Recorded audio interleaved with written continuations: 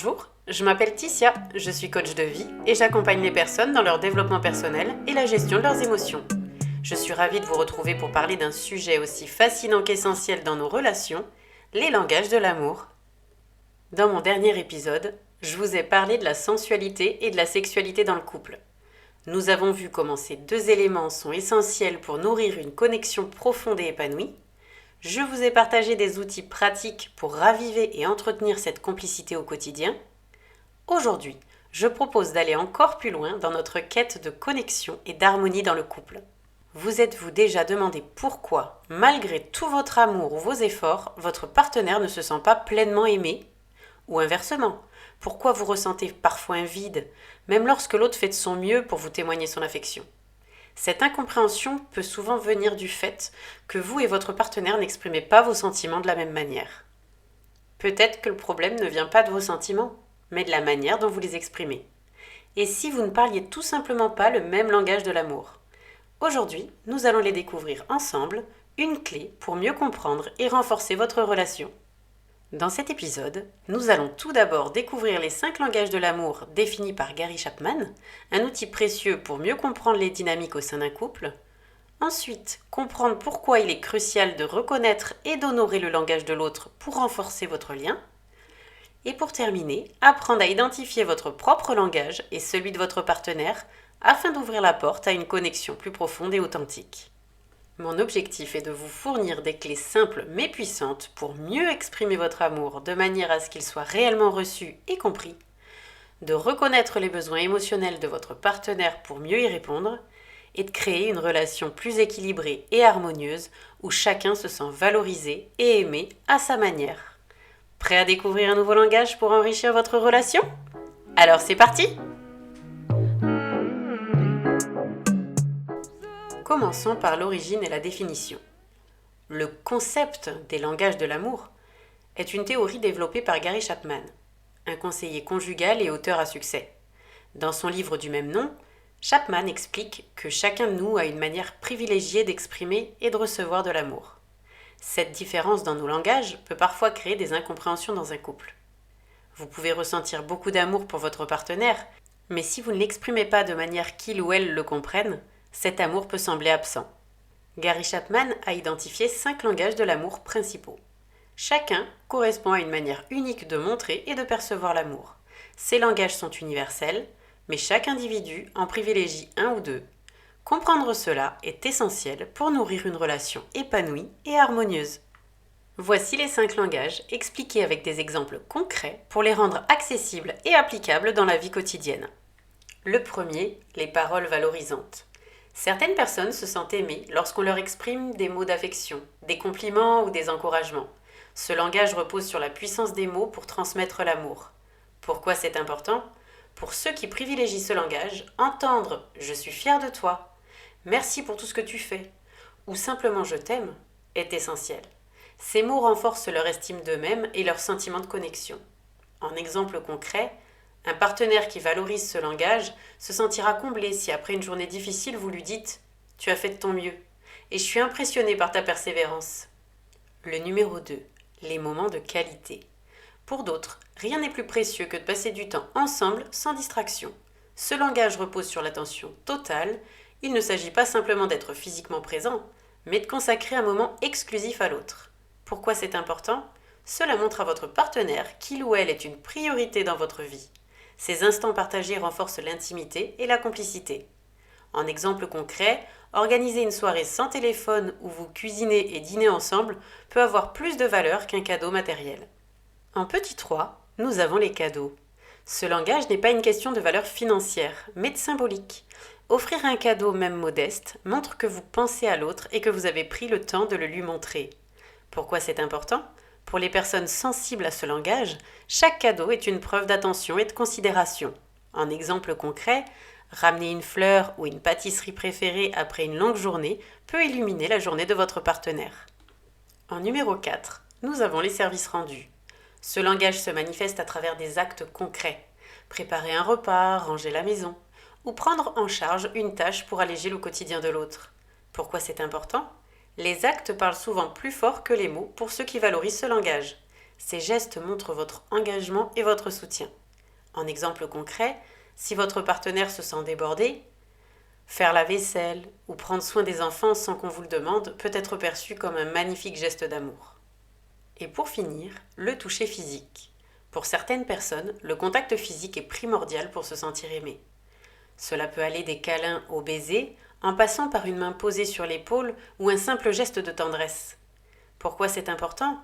Le toucher physique crée une connexion immédiate et profonde en renforçant le lien émotionnel et la sécurité affective.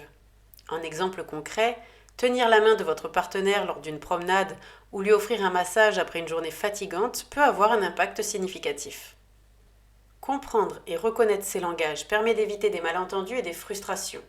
Par exemple, si votre langage est le toucher physique, mais que celui de votre partenaire est les services rendus, il ou elle pourrait ne pas percevoir vos câlins comme une preuve d'amour. Et inversement, vous pourriez ne pas remarquer ses efforts à accomplir des tâches ménagères comme un geste affectueux. Connaître et respecter ces différences ouvre la voie à une communication plus claire et à une connexion plus forte. Maintenant que nous avons exploré les différents langages de l'amour, comment savoir lequel est le vôtre et celui de votre partenaire ? Voici quelques pistes pour vous aider à identifier ces langages et surtout à les intégrer dans votre quotidien. Petit exercice pratique. Repensez au moment marquant de votre vie où vous avez ressenti une profonde connexion avec quelqu'un. Était-ce lorsqu'on vous a dit quelque chose de gentil ? Lors d'une sortie spéciale sans distraction ? Ou peut-être grâce à un geste tendre comme un câlin ?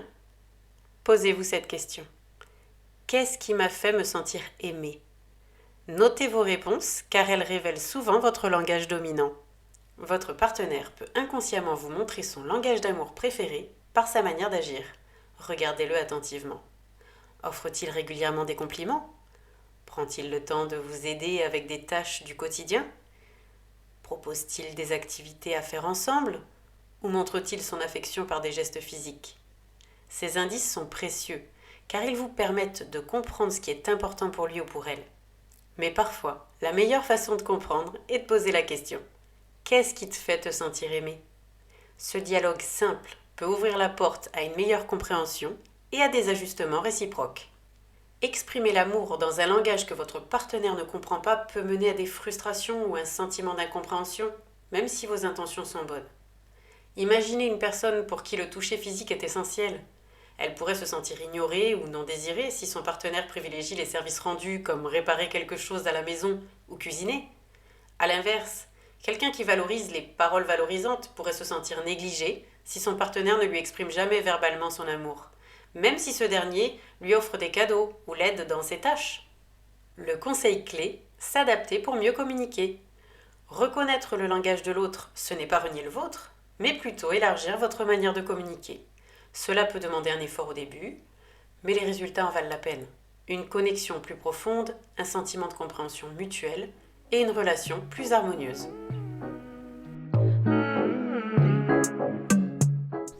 Même avec une bonne compréhension des langages de l'amour, il est courant de rencontrer des incompréhensions dans la relation. Ces malentendus peuvent créer des tensions, mais heureusement, ils ne sont pas insurmontables. Parlons des malentendus courants, comme les décalages dans l'expression de l'amour. Imaginez que vous manifestez votre amour en multipliant les gestes pratiques, comme préparer un repas ou aider dans les tâches ménagères. Si votre partenaire attend plutôt des paroles valorisantes pour se sentir aimé, il ou elle peut se sentir insatisfaite, malgré vos efforts. A l'inverse, vous pourriez également ressentir un manque si vos besoins ne sont pas compris ou pris en compte.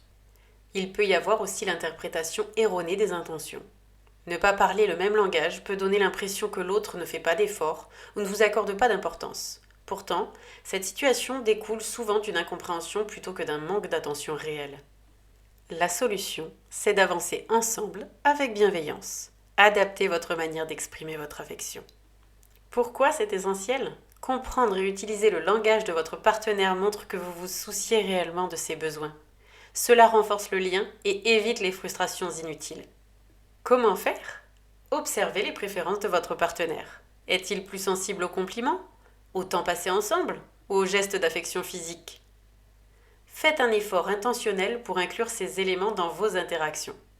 Par exemple, si votre partenaire privilégie les moments de qualité, Proposez une sortie ou éteignez vos écrans pour lui accorder toute votre attention. Soyez attentif aux signaux subtils. C'est important. Certaines attentes ne sont pas toujours exprimées clairement. Être attentif à ce que ressent l'autre permet de mieux répondre à ses besoins. Et comment vous pouvez y parvenir ? Prenez le temps d'observer les réactions de votre partenaire. Si vous remarquez un comportement inhabituel ou une distance, posez des questions ouvertes comme « Qu'est-ce qui te ferait plaisir en ce moment ?» Valorisez les gestes simples. Une écoute attentive et un mot chaleureux peut suffire à combler un besoin d'affection. Changer sa manière d'interagir peut demander un peu de temps, mais chaque petit effort compte. Avec une communication sincère et une réelle volonté de mieux se comprendre, vous pouvez transformer ces obstacles en une opportunité pour renforcer votre couple. Ces ajustements, bien que parfois délicats, permettent de poser des bases solides pour une relation plus épanouie. Et maintenant, voyons comment intégrer ces pratiques au quotidien.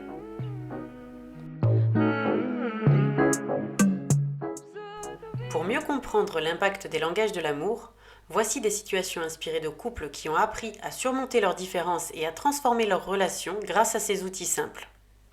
Parlons de Sophie et Julien, qui s'aimaient profondément, mais leur relation devenait de plus en plus tendue.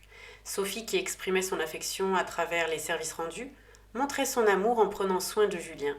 Elle préparait ses repas préférés, s'occupait des tâches ménagères et s'assurait qu'il ne manquait de rien. De son côté, Julien avait besoin de paroles valorisantes. Pour lui, les compliments et les mots d'encouragement étaient essentiels pour se sentir aimé. Ces différences créaient des frustrations, chacun ayant l'impression que l'autre ne comprenait pas ses besoins. Ce qu'ils ont fait, lors d'une discussion sincère, Julien a exprimé son besoin d'entendre des mots positifs comme « je suis fier de toi » ou « tu comptes beaucoup pour moi ». Sophie, quant à elle, a expliqué que ces gestes du quotidien étaient sa manière de lui dire « je t'aime ». Cette prise de conscience leur a permis de mieux se comprendre. Le résultat, Sophie a intégré davantage de paroles valorisantes dans leurs échanges, tandis que Julien a appris à apprécier les gestes d'attention de Sophie. Ces ajustements simples ont permis de réduire les tensions et de renforcer leur complicité. Parlons des problèmes de Clara et Marc, qui avaient du mal à se retrouver sur la même longueur d'onde. Clara avait besoin de moments de qualité, mais se sentait mise de côté lorsque Marc passait beaucoup de temps sur son téléphone. Marc lui exprimait pourtant son amour en offrant des cadeaux, des petites attentions ou des surprises. Ce qu'ils ont fait, ils ont instauré une soirée hebdomadaire dédiée à leur couple. Pendant ces moments, ils laissaient de côté leurs distractions, comme leur téléphone, et se concentraient uniquement l'un sur l'autre. Marc a découvert que son attention et sa présence étaient plus importantes pour Clara que n'importe quel cadeau. Grâce à ces moments partagés, Marc et Clara ont retrouvé une complicité qu'ils pensaient perdue. Ils ont appris à parler le langage de l'autre, renforçant ainsi leur lien émotionnel et leur satisfaction mutuelle.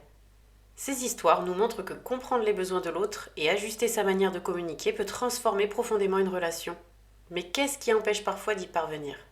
Voyons ensemble les obstacles à surmonter dans la prochaine section. Pour intégrer concrètement ce que nous avons vu aujourd'hui, je vous propose un exercice simple mais puissant pour mieux comprendre votre langage de l'amour et celui de votre partenaire. Première étape, créez votre tableau. Prenez une feuille de papier ou ouvrez une note sur votre téléphone, puis tracez 2 colonnes. Dans la première colonne, inscrivez votre langage principal. Demandez-vous, quand est-ce que je me sens vraiment aimé ? Est-ce à travers des paroles valorisantes ? Des moments de qualité ? Des services rendus ? Des cadeaux ? Ou le toucher physique ? Dans la deuxième colonne, notez 3 façons concrètes dont vous aimeriez que votre partenaire exprime son amour. Par exemple, si vous privilégiez les moments de qualité, cela peut être passer une soirée ensemble sans téléphone ou faire une promenade à 2 chaque week-end. Passons à l'étape numéro 2. Partagez avec votre partenaire. Maintenant que vous avez réfléchi à vos propres besoins, invitez votre partenaire à faire le même exercice. Ensuite, prenez un moment calme pour partager vos tableaux. Ce sera l'occasion de discuter de vos attentes et de voir comment vous pouvez répondre aux besoins de l'autre. Pourquoi cet exercice est important ? Cet exercice est un moyen de clarifier vos attentes et celles de votre partenaire. Parfois, les besoins de chacun ne sont pas évidents ou pas exprimés, et ce type d'échange peut éviter bien des malentendus. Vous ne découvrirez peut-être pas tout en une seule discussion, mais c'est un excellent point de départ pour renforcer votre connexion. Les langages de l'amour sont une clé précieuse pour nourrir et renforcer vos relations. En comprenant le vôtre et celui de votre partenaire, vous ouvrez la porte à une connexion plus forte, plus authentique et durable. Ce n'est pas seulement une manière d'aimer, mais une manière de se comprendre profondément. Et vous, quels sont vos langages de l'amour ? Prenez un moment pour y réfléchir et si vous le souhaitez, partagez vos réflexions en commentaire ou contactez-moi directement sur mon site. J'adorerais connaître vos retours et discuter avec vous de ce sujet si riche. Dans le prochain épisode, nous plongerons dans un autre thème essentiel, reconnaître et se libérer des relations toxiques, comprendre, agir, guérir. Un sujet qui, je l'espère, vous inspirera autant que celui d'aujourd'hui. Vous trouverez dans la description de ce podcast une sélection d'ouvrages, le lien d'un article de blog, les exercices de cet épisode et bien d'autres qui approfondissent ce thème. Merci de m'avoir écouté aujourd'hui. Prenez soin de vous, de vos émotions et surtout de vos relations. Je vous donne rendez-vous très bientôt pour un nouvel épisode de Danser avec la vie. À très vite!